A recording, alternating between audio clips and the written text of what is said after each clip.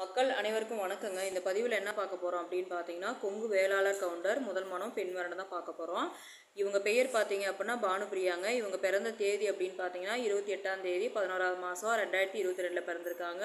இவங்க பிறந்த ஊர் அப்படின்னு பார்த்தீங்க அப்படின்னா இப்போ வந்து பெங்களூரில் ஒர்க் பண்ணிட்டு இருக்காங்க. பிறந்த ஊரும் பார்த்தீங்கன்னா பெங்களூர் தாங்க. இவங்க வந்து பார்த்தீங்க அப்படின்னா ராசி கன்னி ராசிங்க. நட்சத்திரம் அப்படின்னு பார்த்தீங்கன்னா உத்தரம், லக்னம்னு பார்த்தீங்கன்னா மேசம். ஜாதகத்துக்காரத்துக்கு வந்து பார்த்தீங்க அப்படின்னா ராகு கேது செவ்வாய் இருக்குது. இந்த பெண்ணுக்கு பார்த்தீங்கன்னா இவங்க கூட பிறந்தது பெண் ஒன்று ஆண் ஒன்று, தம்பி ஒன்று தங்கச்சி ஒன்று இருக்காங்க, அண்ணன் ஒருத்தர் இருக்கிறாரு.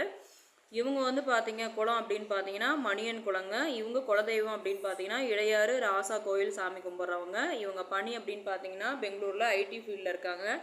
இவங்க வந்து பார்த்தீங்க அப்படின்னா ஒரு டிகிரி முடிச்சிருக்கிறாங்க. இவங்களுக்கு மாத வருமானம் அப்படின்னு பார்த்தீங்கன்னா 1,80,000 வாங்கிட்டு இருக்கிறாங்க. இவங்க ஃபேமிலியும் அருமையான ஃபேமிலி தாங்க. அதாவது இவங்க எப்படி இருக்காங்களோ அதே மாதிரி பார்த்தீங்க அப்படின்னா ஐடி ஃபீல்டில் வரண்டிருந்தா பரவாயில்ல அப்படிங்கிற மாதிரி எதிர்பார்க்குறாங்க. ஃபேமிலி அருமையான ஃபேமிலியாக இருக்கணும், நல்ல அடிப்படை வசதியாக இருக்கணும்.